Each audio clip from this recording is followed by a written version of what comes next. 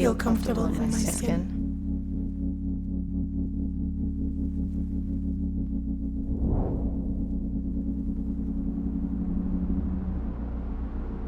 I grew up not having any consciousness of how I look. I played basketball for years. I was fit relatively, so I didn't have any awareness of what I looked like until college years. So I was fully dedicated to my studies. I was just studying, barely eating anything. So I had dropped roughly maybe 9 or 10 kgs at university. And it was then I started to get the attention. People would say, you've lost so much weight, you look so skinny, how do you do it? That's when my idea of how I looked like started to change, of what beautiful looked like. I started to think that the skinnier I would get, the prettier I am, and I started working out and doing cardio. So I was operating on roughly maybe 1,000 calories a day, no snacks, nothing, counting my meals to the dot. I was working out every single day. You could say maybe roughly burning 300, 400 calories. So if you estimate, we're roughly at 600 calories a day, which is nothing. And that obsession has taken over my life all throughout. I was just doing HIIT workouts, purely cardio. I've never lifted a dumbbell in my life. So I grew up doing a lot of competitive sport, so I was constantly surrounded by different athletes and with all different body types. So as I got older and everybody's body started to change, there was a lot of pressure to look a certain way, especially when you were performing at a high level. So I eventually thought the pressure was too much and I quit and took some time away from the sport and ended up gaining lots and lots of weight. Overall, I probably gained about 20 kilograms, and one day I just realised how much I'd let myself go and how uncomfortable I felt in my own skin. I felt trapped inside my own body, so I knew that something had to change. I grew up in Saudi. My dad is Saudi and then my mom is Cuban Filipino. I think one of my biggest struggles growing up in Saudi was feeling like I fit in, feeling that I was too Saudi for my mother's side and then too Western for my father's side. So at times I felt like the black sheep. I definitely struggled with body image. I think once you get into that hole of that not believing in yourself and not being productive, naturally you're not going to believe that you're great physically or mentally. I would say it ultimately led me to a lot of depression and anxiety.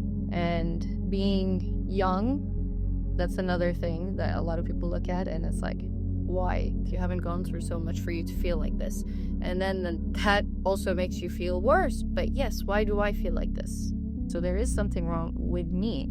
And this is the whole negative self-talk that used to happen a lot with myself. And it was very difficult to get out of that.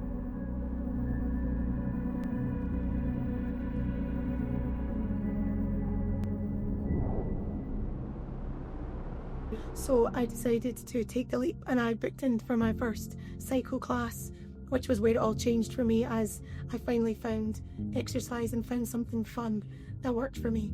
So I became obsessed, ended up going twice a day, morning and night, and over the course of a year, the weight that I gained kind of just fell off. Once I've lost all the weight, I ended up venturing into other things. So I started my Hyrox training in April of 2024. That was when I went to my first class, having never heard what Hyrox was before. I am a very all or nothing person, so when I do things, I kind of go all in. And then in November of 2024, I did my first Hyrox and I managed to win.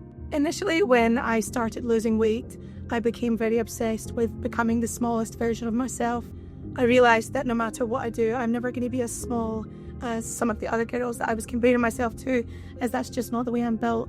Not stereotypically feminine, if you will, but that works for me and it's done me really well in my sport. So now I'm much more obsessed with the things my body can do rather than how it looks. Luckily, I had one of my cousins pull me out of it by encouraging me to get into sports. I started with boxing and I looked at sports as an escape when in reality, sports nurtured me. So I started coaching when I was 18. It was rebellious in a lot of people's eyes, especially since it wasn't the norm. There were no licenses for gyms. So this was still very new, before Vision 2030. That was one of the challenges. Obviously, the second challenge, it being me, 18, guiding people through fitness and questioning my ability to do that.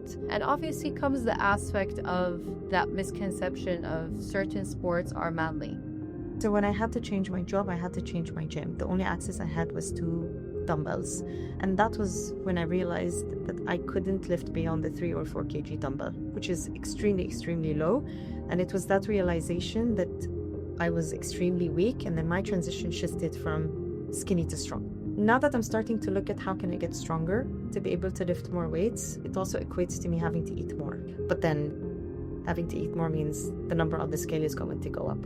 And that's something that I've struggled with for the longest time. The realization that even if the number is going to go up on the scale, doesn't demean or lower my self-worth.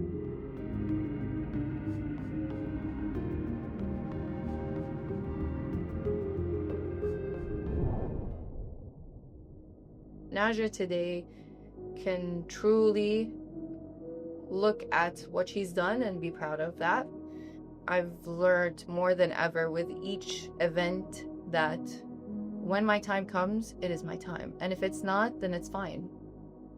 The best thing that sports has taught me is that sports isn't just at the gym. Sports is your life.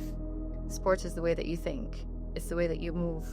It's the way that you empower yourself, not just others. I think life is a dance. Each season has its own choreography, and you will stumble at times, but the empowering part is when you find your rhythm. For me, being comfortable in my own skin means feeling empowered and strong and knowing that I'm capable of defeating all the challenges that I put myself up to. I see myself as definitely stronger, both mentally, physically. I'm more resilient. I'm more confident.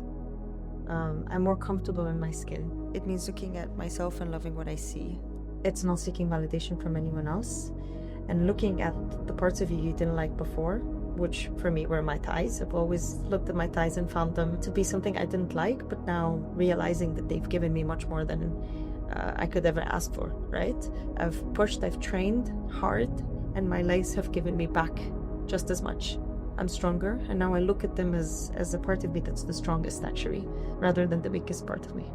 Your body will give you what you give it. It will give back as much as you give it. If you don't feel confident, your body will reflect just as much. If you feel strong, your body will be strong. It's a reflection of what you feel and how you feel. Being comfortable in your skin is knowing who you are. When you know what you're doing and why you are here and what you serve and how to serve it, you'll become unstoppable.